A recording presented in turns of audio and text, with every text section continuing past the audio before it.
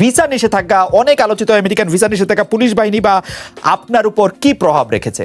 আপনি যদি, আমাদের অনেকগুলি প্রশ্ন বাকি রয়েছে, অনেক দর্শক দেখছেন আসলে, আমাদের 31,000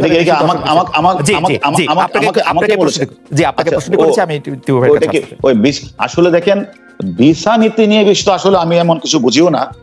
এটা আমি শুধু পেপারে পত্রিকায় দেখেছি যে বিভিন্ন দেশ বিভিন্ন সময় ভিসা নিষেধাজ্ঞার মধ্যে পড়েছে, বিভিন্ন দেশে একটি দেশ দিয়েছে, পড়েছে, কি এতে কি সমস্যা হয় সেটা আমি জানি না। এবং আমি দেখেছি র্যাবের কয়েকজন কর্মকর্তার উপরে আগে ভিসা নিষেধাজ্ঞা তাদের স্যাংশন দিয়েছে বলে আমি শুনেছি এবং পত্রিকায় দেখেছি। আসলে একটা দেশ যখন ভিসা নীতি দেয়, এটা আরেকটা দেশের সাথে সম্পর্কিত। এটা একটা দেশ বাংলাদেশ সরকার জানে এটা কি করা উচিত, কি হচ্ছে বা কি করা উচিত। আসলে আমি এই বিষয়ে আসলে তেমন কিছু জানি না, কারণ বাংলাদেশের 99.99% লোক তারা ঢাকা সরিয়ে আসতে পারে। আচ্ছা, দুইটা জিনিস আমি এই প্রসঙ্গে জানতে চাই। প্রসঙ্গ নম্বর 1, এর আগে আমরা দেখেছি যে এরকম বড় করে সমাবেশ করেছিল 10 ডিসেম্বর 2022 সালে বিএনপি। সেই সমাবেশের আগে 7 বা 8 ডিসেম্বর আমরা বিএনপির কার্যালয়ের মধ্যে হামলা দেখেছি। আমরা দেখেছি যে, মানে হামলা বলা ঠিক হবে না, পুলিশি অভিযান দেখেছি। সেই পুলিশি অভিযানের মধ্যে গ্রেপ্তার দেখেছি, অনেক রকম আরো অনেক বেশি কষ্ট দেখেছি। এবার আমরা দেখি নাই, অনেকে বলছেন ভিসা নীতি আসছে বলে, ভিসা নীতি প্রয়োগ করা শুরু হয়েছে বলে পুলিশ এবার অনেক সংযত। এই বিষয়টি আপনি আর বলবেন। দ্বিতীয় যেটি বলবেন জনাব হারুনুর রশিদ, আমরা শুনেছি যে মার্কিন যুক্তরাষ্ট্রে আপনার অনেক যাওয়া আসা আছে। আপনার উপরে কি মার্কিন যুক্তরাষ্ট্র কোনো নিষেধাজ্ঞা দিয়েছে কিনা, মানে আপনি এটি আমাদের বলবেন কিনা আমি জানি না। আসলে আপনার কথার মধ্যে কিন্তু সাংঘর্ষিক হচ্ছে। একটু আগে আপনি বললেন যে আমরা পুলিশ লীগ হয়ে গেছি, আমরা সকল মানুষকে গ্রেফতার করে ফেলছি, আমরা আইন বহির্ভূত কাজ করছি। আবার বলতেছেন এখন যে আমাদের উপরে ভিসা নীতি আছে বলেই আমরা এখন কিছু, তার মানে আমরা এখন তাহলে এগুলি করছি না। এটা আপনার কথা মনে হচ্ছে যে কথাগুলি আসছে, এটা এক ধরনের একটা অভিযোগ, কম করছি না। এটা হলো একটা, মানে আমরা করি নাই, মানে আমরা এখন ভালো, আমরা মানে এখন মানে সবগুলি দল সমানভাবে অংশগ্রহণ করে তারা নিশ্চিত নিরাপত্তার মধ্য দিয়ে তারা সমাবেশগুলি করছে। এখন লাইনে প্রশ্ন আমি লাইনে আসছি ব্রাদার, আপনি আমার প্রশ্নটার উত্তর দেন। এটা আমার প্রশ্ন না একটাও, ইউ নো মি, এর একটা আমার কথাটা বলেছেন। এখন আমার কথা হলো, তার মানে যে আমরা সবসময় আমাদের আইনগত প্রক্রিয়া, আমি আগেও বলেছি, আমরা সবসময় বাংলাদেশ পুলিশ, আমি বলেছি এখন বাংলাদেশ পুলিশের জনবল বৃদ্ধি পেয়েছে, আমরা আগের চেয়ে অনেক দক্ষ। আমরা আমাদের যে বিভিন্ন ইনস্ট্রুমেন্ট, বিশেষ করে সাইবার ওয়ার্ল্ডের দিকে আমাদের পুলিশের দক্ষতা অর্জিত হয়েছে, আমাদের উন্নত প্রযুক্তির অস্ত্র আমরা ব্যবহার করছি, যার কারণে বাংলাদেশ পুলিশ এখন যে কোনো ঘটনাকে অত দ্রুত সময়ের মধ্যেই কন্ট্রোলে নিয়ে আসা তার ক্ষমতা রয়েছে। যার কারণে আপনি দেখবেন ঢাকা শহরে যত ঘটনা ঘটছে, যে কোনো ঘটনায় আমরা কিন্তু আমরা তাদেরকে গ্রেফতার করছি। কিছুদিন আগে দেখেন ফ্লাইওভার ঘটনা ঘটার 3 দিনের মাথায় আমরা সকল ডাকাতকে গ্রেফতার করছি। তার প্রশ্নটা হচ্ছে, আমরা বাংলাদেশ পুলিশ সবসময় কাজ করি আইন কাঠামোর মধ্য দিয়ে। আইন শৃঙ্খলা বাহিনী হিসাবে আমাদের সরকার, আমাদের প্রতি যে বিধিনিষেধ আছে, আমাদের প্রতি পিআরবি আছে, সিআরপি আছে, সেটা মেনটেন করে আমরা কাজ করি বলেই এখনো পর্যন্ত আপনি লক্ষ্য করেছেন ঢাকা শহরের কোথাও বড় বড় রাজনৈতিক দল অনেক সমাবেশ করার সত্ত্বেও কোথাও কোনো অপ্রীতিকর ঘটনা ঘটে নাই। 2022 সালের ডিসেম্বর মাস থেকে 2000 মহাসমাবেশ এবং গ্রেপ্তার এবং পুলিশি অভিযানের যে পার্থক্য, তার সাথে ভিসা নীতির কোনো সম্পর্ক নেই বলে আপনি মনে করছেন কিনা? 1-2 বাক্যে আর কি, আর আপনার উপর ভিসা নিষেধাজ্ঞা আসে কিনা মার্কিন যুক্তরাষ্ট্রের? আসলে দেখেন, আমাকে কেন ভিসা নীতি দিবেন বা ভিসা নীতির আওতায় আমি কিভাবে জানবো? এটা সরকার টু সরকার জানে কে ভিসা নীতির আওতায় পড়ছে, আমি জানবো। আমি তো কিছুই জানি না, তবে সেটা এই সম্পর্কে আমি কিছু বুঝিও না। আমি শুধু একটাই বুঝি যে আমাদের সরকারের, আমরা হলাম পুলিশ বাহিনী, আমাদের কাজটা হচ্ছে আইন শৃঙ্খলা রক্ষা করা এবং আইনের মধ্য দিয়ে চলা। আমরা আইনের মধ্য দিয়ে চলছি।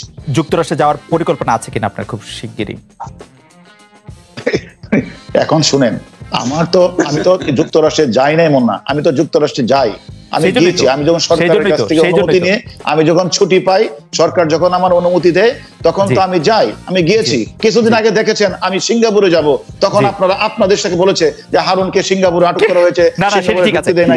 গুজব, শুনেন আমি শেষ করি।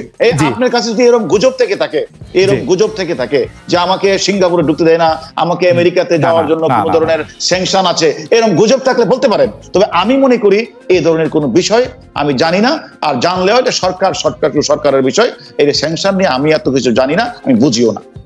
জনাব হারুন রশিদ, আমি মার্কিন যুক্তরাষ্ট্রের প্রসঙ্গটা করছিলাম যে আমি একটু মাঝামাঝি থেকে ইউরোপে, আপনি মার্কিন যুক্তরাষ্ট্রে বেড়াতে গেলে এজ এন ওল্ড ফ্রেন্ড আপনি নিশ্চয়ই জার্মানির উপর দিয়ে এবার যাইতে চেষ্টা করবেন। আমরা আপনাকে বলেছিলাম গেলে আপনি নিশ্চয়ই আমাকে জানাবেন। জনাব হারুন রশিদ, আমাদের পরবর্তী প্রসঙ্গ হচ্ছে পপুলারলি আমরা দেখতে পাচ্ছি যে জনাব হারুন অনেককে তার অফিসে খাওয়াচ্ছেন, কেউ কেউ এটার নাম দিয়েছেন হারুনের ভাতের হোটেল। ডিবি কর্মকর্তারা বা পুলিশ কর্মকর্তারা তাকে মেরেছেন, মেরে ধরে তাকে আবার নিয়ে ভাত খাওয়ানো হয়েছে, তার ছবি তোলা হয়েছে এবং সেটি দেওয়া হয়েছে। আপনার এই জায়গাটা সম্পর্কে আমরা একটু জানতে চাই যে হারুনের ভাত, আমি সব বিদেশে থাকলাম বলে, জি জি প্লিজ। আপনি আসলে এই যে একটা কথা বললেন, তার মানে আমরা যে মানবিক পুলিশ, যে একটা আগে আপনার সাথে আমি তর্ক করলাম, বাংলাদেশ পুলিশ যে আগের যে কোনো সময়ের চেয়ে অনেক মানবিক, এটি তো প্রমাণ করে। দেখেন, আমরা সারাদিন চাকরি, একটু আগে বলেছেন যে আমাদের ডিবি এরে ধরে নিয়ে আসছে, একটু আগে বলেছেন ডিবি ডাকাতি হয়েছে, ডাকাতির ঘটনা, ডাকাতির সাথে সাথে গ্রেপ্তার করেছে, ডাচ বাংলা ডাকাতি ঘটনা, 12 ডাকাতি করেছে, আমরা কাজও করছি। আবার এখন উনি কিন্তু গ্রেপ্তারও হয় নাই, ধরেও নিয়ে আসে নাই, উনি অসুস্থ, মানে উনি পড়ে গিয়েছিলেন, ওনার দলীয় কর্মীদের ধাক্কায় পড়ে গিয়ে উনি আহত হয়েছিলেন, তাকে কিন্তু পুলিশই নিয়ে এসে আমরা চিকিৎসাটা করিয়েছি। এখন পুলিশ সদস্যরা একটা মুভকে কন্ট্রোল করতে গিয়ে, আপনি জানেন ওইখানে একটা মুভ ছিল, পুলিশের সাথে সংঘর্ষ ছিল, এখানে গয়েশ্বর বাবু যে ভিতরে ছিল এটা পুলিশ দেখতে পারে নাই। পুলিশ যখন ধাওয়া দিলেন উনি পড়ে গেলেন। এখানে কিছু মানে পুলিশ সদস্য যারা ছিলেন তারাও তাকে চিনতে পারে নাই, তারপরে আমরা কিন্তু আমাদের সিনিয়র কর্মকর্তারা গিয়ে তাকে নিয়ে এসে কিন্তু আমরা রাজারবাগ হাসপাতালে আমাদের চিকিৎসা মানে ওনার মাথায় একটু ব্যান্ডেজ করে আমরা তাকে আমার অফিসে নিয়ে এসেছি। আমার কথা হলো, আমি রাজনীতিবিদরা কি বলেছি সেটা আমি জানি না, আমি যা করেছি মন থেকে করেছি, আর দাদা আমার সাথে যে আচরণটা করেছে উনিও মন থেকে করেছে। পরবর্তী পর্যায়ে কি হচ্ছে সেটা আমি জানি না, তবে ওনার সাথে আমাদের যে যতক্ষণ আমরা ছিলাম খুব মানে একটা ভালো পরিবেশে ছিলাম, উনি আমাদের অনেক প্রশংসা করেছেন এবং আমরা পুলিশের জবটা জব উনি এটা বলেছেন। আমার মনে হয় হারুন, আপনাকে জনাব হারুন রশিদ, আপনাকে অনেক ধন্যবাদ। খুব চট করে জানতে চাই জনাব হারুন রশিদ, আপনার সম্পর্কে যে পারসেপশনের কথা বললেন সেই পারসেপশন এরকম, আপনি যেহেতু ছাত্রলীগ করেছেন, জি আপনি বলেন জি আপনি ছাত্রলীগ করতেন, আসলে আপনি যেটা বলেছেন, আসলে কাউকে না কাউকে দায়িত্ব পালন করতে হবে, তাই না? আজকে মনে করেন আমি ডিবিতে আছি, আমি তো মনে করি বাংলাদেশের একটা আস্থার জায়গার নাম হলো ডিবিতে আমরা, আপনারা জানেন প্রতিদিনই আমরা বিভিন্ন মিডিয়াতে আমরা বলি ডিবিতে এমন কোনো কাজ নাই, মানে আইন শৃঙ্খলা থেকে শুরু করে ডাকাতি, চুরি, দুঃস্থতা, এমন কোনো কাজ নাই, বা সাইবার অপরাধ পরিত যে ঘটনা ঘটে, জমি জমা সংক্রান্ত থেকে শুরু করে টাকা পয়সা, এমন কোনো ঘটনা যে ঘটনাগুলো ডিবিতে আসে না। আমরা মানুষের একটা সুস্থির জায়গায় কে এনেছি ডিবিতে, এবং প্রত্যেকটা মানুষের সমস্যা শোনার জন্য।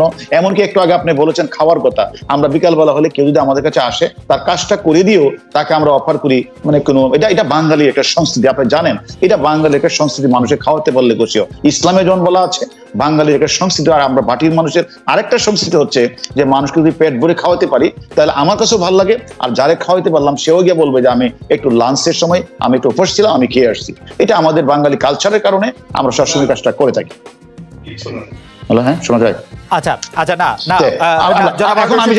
আমি শেষ করি কথাটা, যে কথাটা আসছেন আপনি, যে কথাটা বলেছেন যে আমরা সেটা করি, আবার যে কথাটা বলেছেন যে এখানে পুলিশের 7-8 জন কর্মকর্তা, আসলে দেখেন কেউ না কেউ তো এই দায়িত্বটা পালন করবে, কেউ না কেউ তো কমিশনার হবে, কেউ তো এসবির চিফ হবে, কেউ সিআইডির চিফ হবে, কেউ তো হবে।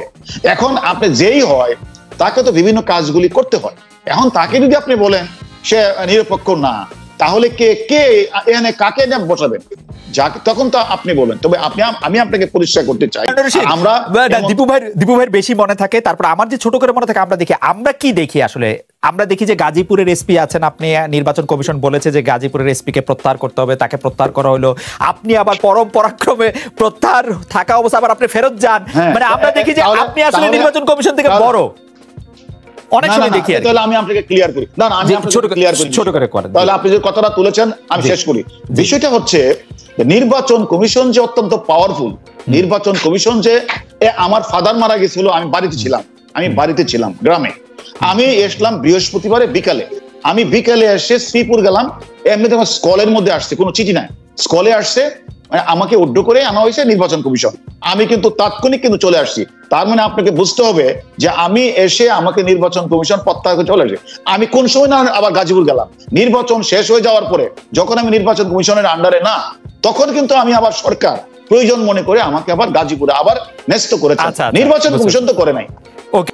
যে সরকার যদি আপনাদের বলে যে তালিকা দেয় যাদের বিরুদ্ধে মামলা আছে, এখন মামলা তো আপনারাই দিতে পারেন, এবং সেই মামলার ক্ষেত্রে যদি আপনারা গ্রেফতার করতে করতে সেটি মির্জা ফখরুল আমরা পুলিশ, আমি কথাটাকে দুইবার বলেছি আপনাকে, জি, যে আমরা চলি, আমাদের বলা আছে ঊর্ধ্বতন কর্তৃপক্ষের কোনো অবৈধ আদেশ মানতে আমরা বাধ্য না। আমাদের আইনে বলা আছে যে ঊর্ধ্বতন কর্তৃপক্ষ যদি আমাকে অবৈধ আদেশ পালন করে আমরা মানতে বাধ্য না। এখন আমাকে যদি আপনি বলে ফেলেন যে মুখকে ধরে নিয়ে আসেন, মুখকে মামলা দেন, আমি সেটা করব না।